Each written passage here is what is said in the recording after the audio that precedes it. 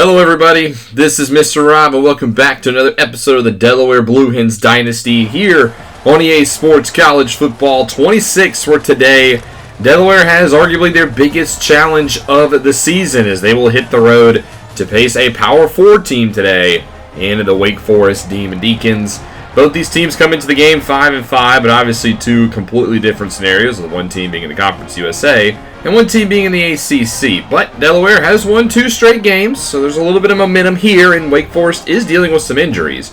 So we'll see if we can keep this somewhat competitive and maybe even pull off the upset, as we're here in Winston-Salem, North Carolina, and we are underway. If you're excited for this one, make sure you drop a like and you subscribe down below, especially if you want more Dynasty Mode content, as it will be the home squad starting off with the football. That'll bring out Deshaun Purdy, the sophomore, in as the backup quarterback, with Robbie Ashford out with an injury. He had 337 last week and 2 touchdowns for Wake Forest. He'll start off with the handoff to Tate Carney, who's also getting the start this week over the injured Damon Claiborne at running back. So a couple of injuries in the backfield for the Demon Deacons today.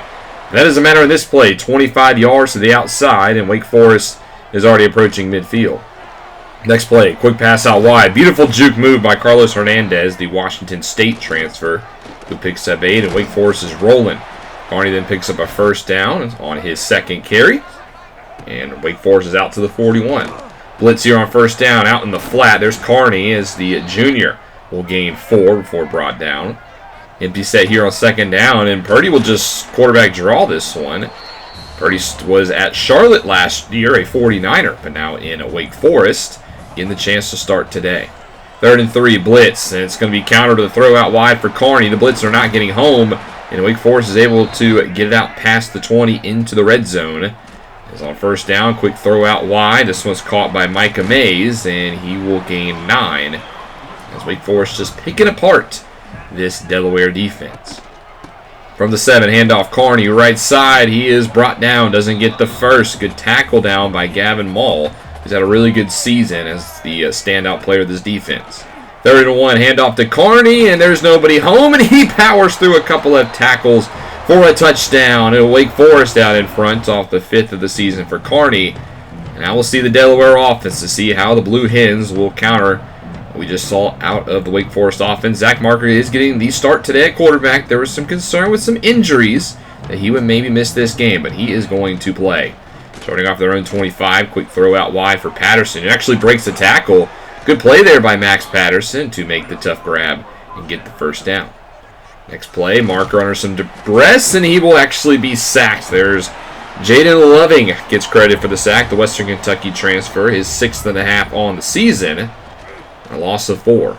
2nd and 14, just trying to get Silver in space. Wake Forest a little bit faster than the competition we've seen Delaware play the recent weeks. Quincy Bryant tracks him down, and now it's a 3rd and 12. Marker looks short for Burdell, and he's going to be tackled shy of the marker. And the Blue Hens' first drive will end in a punt.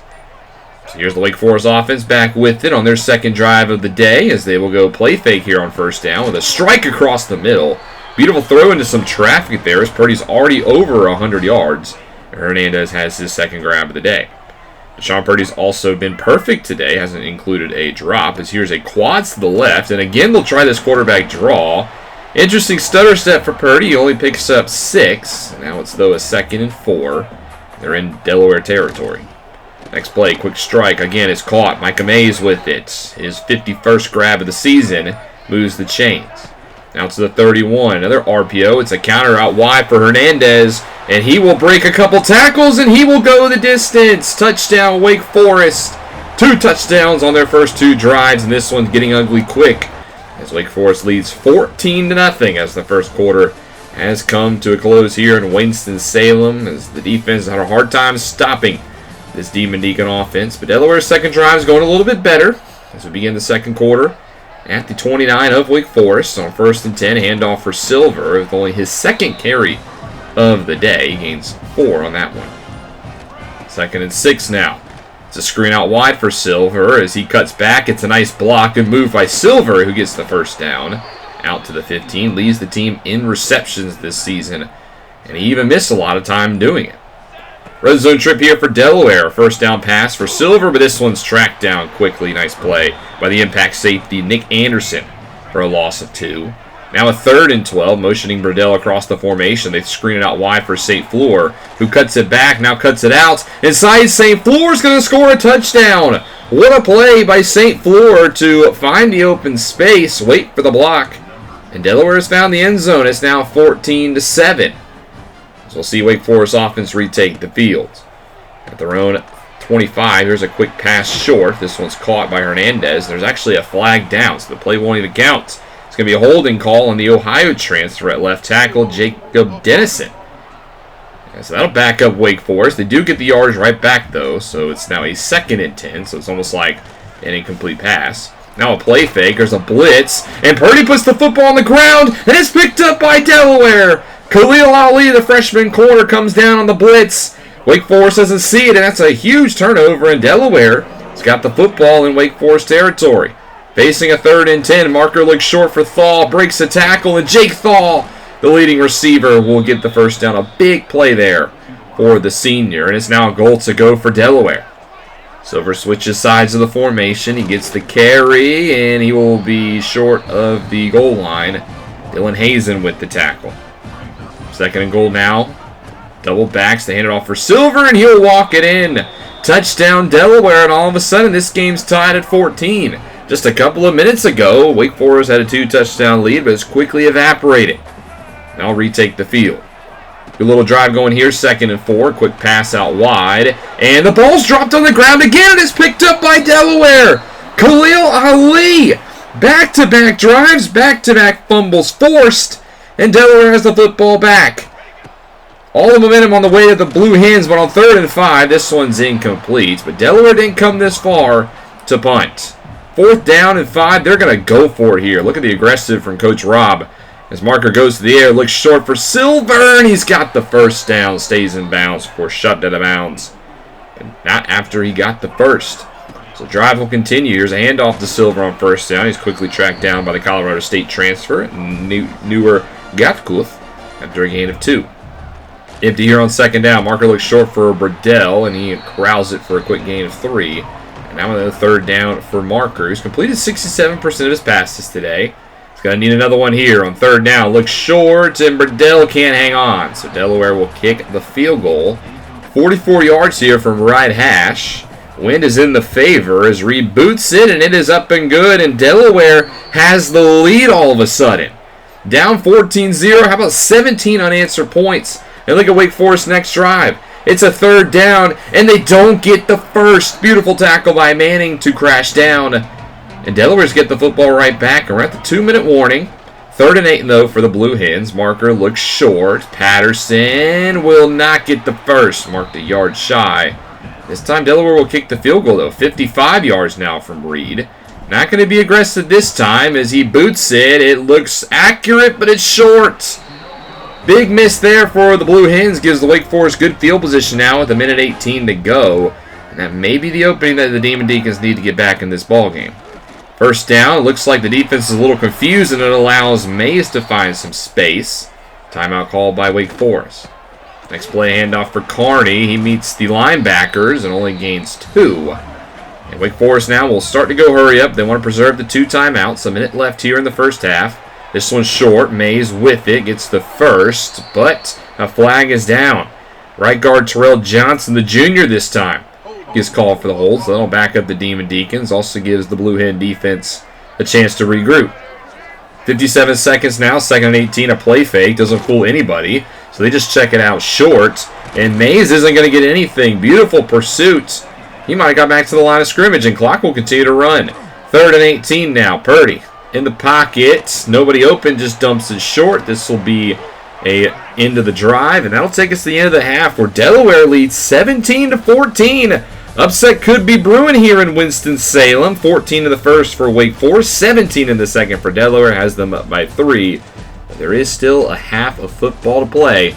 But Delaware will start off with the football. So we'll see if Delaware can continue to put pressure on Wake Forest as here they go with a pass on 1st down, and Silver's not ready for it. He had a lot of green grass in front of him, but thrown a little behind him, and he wasn't quite ready for that pass.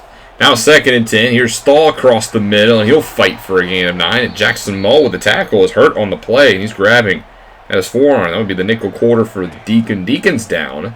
On 3rd and 1, Marker keeps it, but he won't get it. Stuffed shy. Dylan Hazen, the senior there, who leads the team in tackles, stops it. That's a 3 and out for the Blue Hens.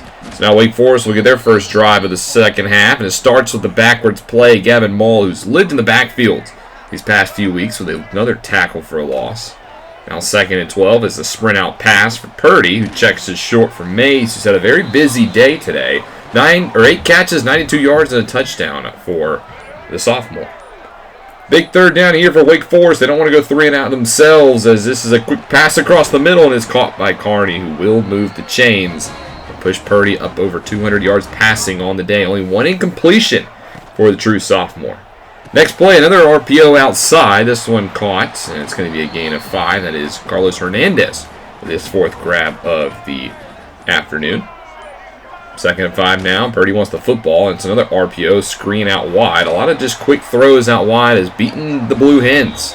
They can't match the strength of the receivers of Wake Forest on the outside, and they're taking advantage. Play action here, 1st down. Nice maneuvering by Purdy in the pocket to avoid the rush, but that one's incomplete. KTCA with the breakup, our best defensive player, who, in my opinion, has been a little bit disappointing this season. 2nd and 10. Purdy with a beautiful throw over the shoulder. Nice grab by Reginald Vick, the team's leading receiver, the D2 player last year for Virginia Union. Now finds himself in Winston-Salem. So now a good drive for Wake Forest, puts them deep into Delaware territory, but they'll go backwards. Gavin Mull again in the backfield. There's another TFL. Now 2nd and 11, and Purdy sacked. Ethan Saunders gets in the backfield, his first of the afternoon. That'll back Wake Forest up. Now a 3rd and 18. Delaware playing a little soft on the outside because of it, as this one's incomplete across the middle. Looked like there was some contact there, no pass interference. So Wake Forest will instead kick the 3, and we're all knotted up at 17 apiece. But Delaware will get the football back, and they're already in Wake Forest territory. Trying to answer the field goal, 1st and 10. Marker with a throw to Patterson. What a one-handed grab. That's only 4 yards, but that's a very impressive 4-yard completion. What a grab by Max Patterson. 2nd and 6, Wake Forest brings pressure. It's a quick pass to Wilson, his first grab of the day. And now we're out to the 27 of Wake Forest. Delaware trying to find an answer. So 1st down, Marker back to the air, drifts back under some pressure, just gets rid of it. Throws it away. That was Gakuth with the pressure. It's now 2nd and 10. Marker lobs it for Burdell, and he comes down with it. What a grab by Jake Burdell in double coverage. I don't know how the heck he made that grab, but we'll take it. 1st and goal. Marker rolls to his right away from the pressure, but again, he throws it out of bounds. Doing a good job of not taking any sacks right now. 2nd and goal. Here's a heavy blitz from Wake Forest. Marker counters with a throw, and that one should have been picked off by Stevenson. He dropped it, and we dodged a bullet there. 3rd and goal instead. Another heavy pressure blitz. Marker counters with a quick throw to Thaw, and he's going to find the end zone. Touchdown, Blue Hens. They counter the field goal with a touchdown, and they will take a 24-17 lead into the final quarter of play. We're officially on upset watch here in Winston-Salem. Here's a look at the top 25. Wake Forest not in it, but this would still be a big win for the Blue Hens nonetheless. 4th quarter does start, though, with Wake Forest at the 23 of Delaware. Here's a quick shovel pass for Carney, who's been involved also in the passing game today. Now a 2nd and 6. Purdy wants the snap. He hands it off to Carney, right side, who sheds another tackle and fights for a gain of 2. And now a crucial 3rd down for Wake Forest. Bunch to the left. They pump fake it that way. And under some pressure, Purdy is sacked. Sanders with his 2nd of the day, and that'll back up Wake Forest. They'll be forced to kick the field goal. Delaware holds on to the lead. Next drive for them, though, they face an early 3rd down, and Marker will take a sack. Brought down by Gakuth, the former Colorado State Ram, with his 4th sack of the season. That's a 3 and outs, and now Wake Forest back with the football. They're pushing the Delaware territory, and here's a big play on the outside for Harry Lodge, the tight end. Again, Delaware bites on the run, and it opens up the outside. Receivers, great blocking out there. And Wake Forest is threatening. A red zone trip here. This time Purdy will keep it, dodges the play, and he will score a touchdown. Blake Matthews got fooled out of his shoes, and for the first time since the 2nd quarter, Wake Forest has the lead, 26-24 off the rush from Purdy. Here comes the extra point attempt, and it is blocked. Delaware with a slew of players in the backfield. That field goal stood no chance. It's only a 2-point game. A field goal gives you the lead now. But you got to do something with it. First down, a screen to Silver, but again, Wake Forest just too fast. Quincy Bryant traps them down, and he only gains 2. Second 8, play fake. Marker across the middle, and he's picked off. It's the true freshman 3-star from Chattanooga, Joel Lowenberg, with his first collegiate interception. Beautiful robber coverage right there. Marker never saw him. And now Wake Forest with a chance to add to the lead. They're at the 13 of Delaware. First down throw. Gain of 3. Second and 7 now. Handoff. And Moles again in the backfield. They just missed the block. That was Johnson who should have picked up Mole, and he didn't. Now 3rd and 9. Empty set here for Wake Forest. Under some pressure. Purdy will roll. He'll tuck it himself. He won't get the first. Wake Forest will get 3 more. It's 29-24. Delaware's offense has been non-existent here in the 4th quarter. And here's another 3rd down and another sack. Marker goes down, tries to step through. Zach Loavich leads the way. And now we got to play the 2-minute drill down by 5. Offense put us in a bad spot here. Is on first down. Wake Forest is actually going to throw for it here. I don't know why they're not running it. They get 9.5, but they do stop the clock stepping out of bounds. Now they'll go to the ground here on 2nd inches, and Carney will get the first down. So Delaware will be forced to start using some timeouts. One more first down will end it. But the first down marker's at the 1-yard line. Handoff to Carney up the middle. There's a spin, almost broke it. But Royal takes his legs out from under him. Delaware uses timeout number 2. 2nd and 3. Handoff to Carney up the middle, and he will drag the defense into the end zone. Touchdown, Demon Deacons. That seems like the backbreaker. 36-24 now your score. A 12-point game. Now Delaware's got to try to do something on offense. Here's an incompletion. The offenses just seemed like they've run out of gas. They've been non-existent in the 4th quarter. 2nd and 10. Here's a nice grab by Patterson, but even when we complete the pass, it's not going to count. There's a holding call on Patrick Shupp at that right guard spot. So that'll back up Delaware even more. Still got the 1 timeout. Now it's a 2nd and 20 and 65 seconds to go, and you got to get 2 scores. Sprint out pass here for Marker, and he just throws it deep, and it's out of bounds. Tried to find Jake Thal, but let him a little too much.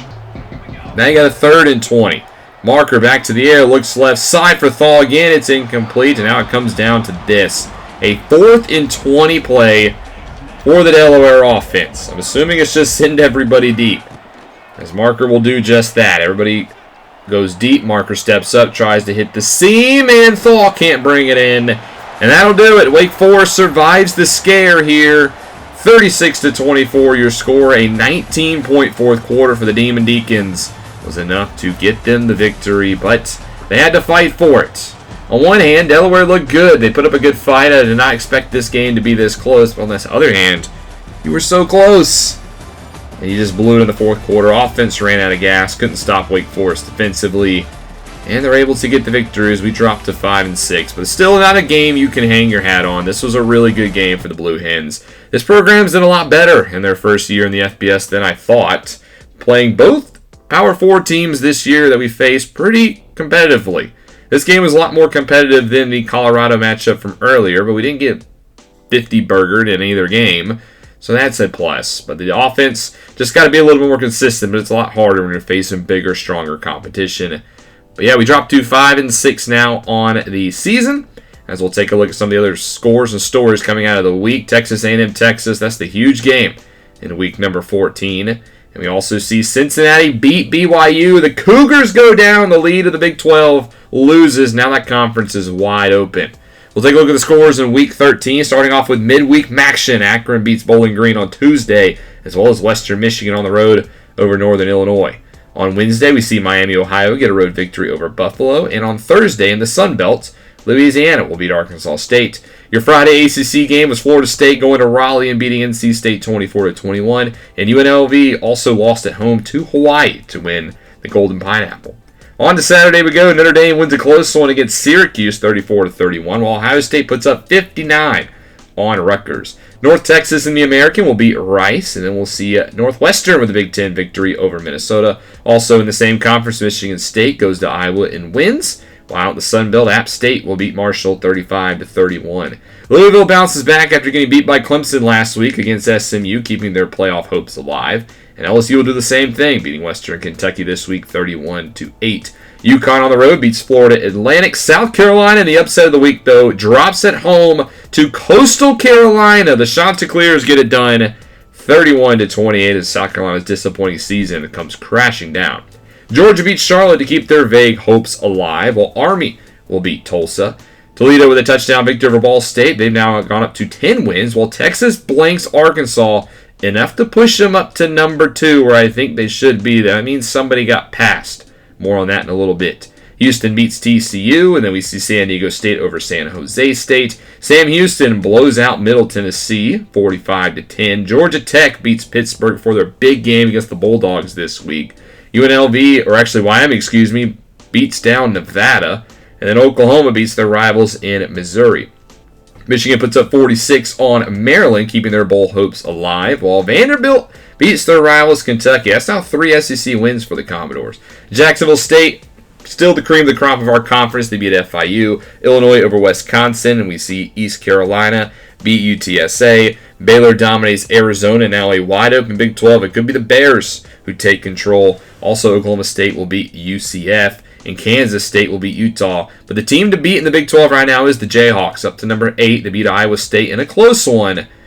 They hold the lead in the Big 12. Troy beats Georgia State by a point, while USF beats UAB, and they've joined the rankings, trying to enter the race of Group of 5 teams. Miami dominates their rivals Virginia Tech. The Hurricanes now up to number 3, which means somebody had to have lost in that top 3. Washington State over JMU. Texas State beats Louisiana Monroe. Duke beats their rivals in North Carolina. We know BYU went down to Cincinnati 24-21. 2 straight losses for the Cougars. Southern Miss beats South Alabama. Georgia Southern over Old Dominion. And then on College Game Day, here's where the loss happened. Nebraska goes to Happy Valley and beats Penn State 45-31. The Nittany Lions, the number 1 team in the country, has lost, and now they fall to number 6.